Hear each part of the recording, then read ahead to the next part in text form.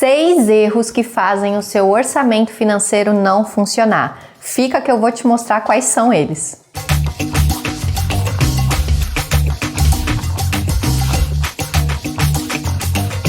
Oiê, tudo bem, gente? Vamos falar um pouquinho sobre como o seu controle financeiro realmente deve funcionar?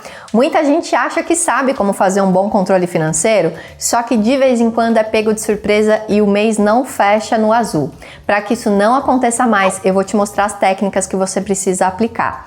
Se você gosta desse tipo de conteúdo e acha que ele é muito importante, manda para todo mundo esse vídeo. Ativa as notificações aqui do canal para você receber cada vez mais conteúdo. Não tá inscrito ainda? Eu não acredito, gente. Eu fico aqui toda me esforçando, você tem que estar aqui. Ajuda a gente aí, né? A levar a educação financeira para mais gente. E bora lá que a gente vai falar desse orçamento de vocês. Primeira coisa, tem gente que nem tem orçamento. Aí não tem nem o que dizer, né, gente? Não vai funcionar mesmo. Se você não controla as suas finanças, como você pode realmente gerenciá-las? Não dá, gente. A gente precisa acompanhar quanto entra, quanto sai, e aí a gente consegue realmente ter noção da nossa vida financeira. Então, se você não tem um controle, aí já está o problema. Precisa implantar um controle financeiro. O segundo ponto é, se você está tentando implantar um controle ou já fez algum de alguma forma, cuidado para não forçar a barra e fazer um controle que não combina com você. Sabia que tem gente que não tem facilidade com planilha? Nem sabe o que é Excel, não tem notebook, computador em casa? Gente, tem gente que, olha, acompanha pelo celular. E aí, como é que você fala para a pessoa que ela tem que usar só uma planilha? Não necessariamente. Tem gente que gosta? Excelente. Tem gente que não gosta e não sabe manusear?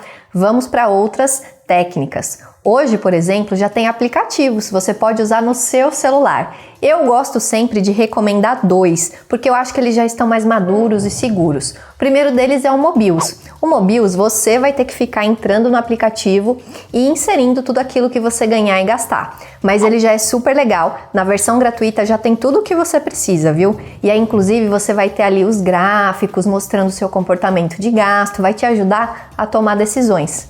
Outro que eu gosto de sugerir é o Guia Bolso. Esse, gente, é excelente para quem tem preguicinha. Sabe por quê? Porque ele vai até a sua conta e puxa o seu extrato. Isso mesmo, você não vai precisar ficar entrando lá toda hora. Inclusive, ele faz isso do seu cartão de crédito.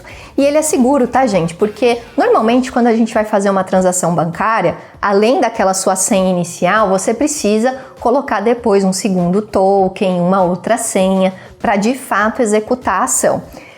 Esse aplicativo não precisa dessas credenciais, ele só vai precisar daquela sua primeira, só para você acessar a conta. Ele vai sempre simular como se fosse você acessando a conta e vai trazer as informações.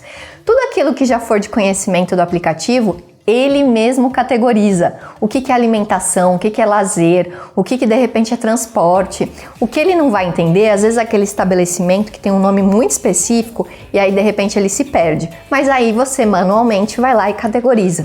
Olha que legal, na palma da sua mão a sua vida financeira. E tem vários outros aplicativos, tá, gente? Esses são 2, mas se vocês pesquisarem vocês vão ver que tem vários. Bom, se você não é da turma do aplicativo também, não tem problema. Gosta de escrever? Eu, por exemplo, adoro escrever, gente. Tenho os meus caderninhos, tenho as minhas anotações. Para o meu dia a dia, eu confesso que eu uso a planilha, eu me adaptei muito bem. Mas, se a pessoa não gosta disso, vai para o caderninho.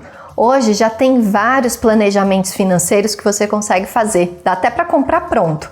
Você vai lá, tem o planner bonitinho, suas semanas, o seu mês e você vai anotando. Se você quiser, você faz até um caseiro no seu próprio caderninho. O importante, gente, é você controlar. Não importa a ferramenta, importa que você tenha um meio de controlar. Tá bom? Escolhido o seu método de controlar o seu dinheiro, você precisa, além de considerar suas despesas fixas mensais, considerar também os seus gastos sazonais. Nunca ouviu falar nisso? Deixa eu te explicar. Gasto sazonal é tudo aquilo que acontece uma ou várias vezes ao ano, mas nem sempre todos os meses. Então vou te dar um exemplo, salão de beleza. Às vezes você não corta o cabelo todo mês, você vai lá a cada 3 meses. Então a cada 3 meses vai ter esse gasto. Se você tem carro, por exemplo, vai ter IPVA em janeiro. Então é um gasto sazonal que só acontece em janeiro. Se você tem filhos, às vezes tem rematrícula dos cursos, tem uniforme, tem material escolar, que também só acontece em alguns momentos do ano. As festas que você tem ao longo do período, então datas comemorativas, aniversários de pessoas que você ama, quando elas acontecem, você acaba gastando também.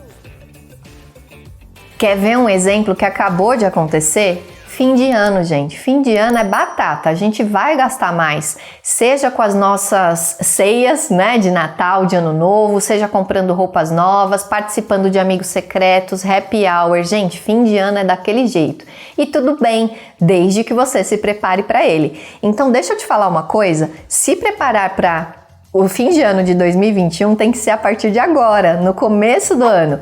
Você já estipula mais ou menos, eu acho que para mim uns R$600 em dezembro facilitam, eu não vou me atropelar, não vou precisar gastar meu 13º e eu vou conseguir fazer tudo que eu gosto no fim de ano.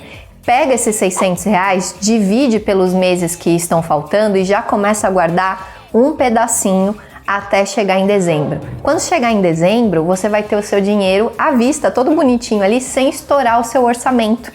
Fora que isso te dá a verdadeira noção do seu custo de vida. Porque se você olha o seu custo de vida só pegando essas despesas do mês, você está se enganando. O seu custo de vida, ele envolve não só o que acontece no mês, e sim o que acontece ao longo do ano inteiro. Quando você já vai colocando essas parcelinhas no orçamento mensal, aí você vai ter dimensão de fato do seu custo de vida. O seu orçamento financeiro também tem que ter a visão anual. Você já pensou nisso? Não adianta ficar olhando só para o mês. Você tem que começar a ter noção do peso do seu custo, do seu gasto no ano também. Então aquela parcelinha, aquela continha, aquela assinatura que de repente você nem usa mais e que custa R$30 no mês, ela representa R$360 no seu ano. Agora comece a multiplicar e ver vários gastos que você tem e comece a multiplicar por 12. A sua TV por assinatura, as tarifas que você paga no banco. Veja que você vai ter uma grande surpresa e vai começar a ter real noção do seu custo. E aí você vai começar a priorizar algumas coisas, porque às vezes no mês aquilo não parecia nocivo no seu orçamento, mas quando você transforma aquilo no ano, com certeza.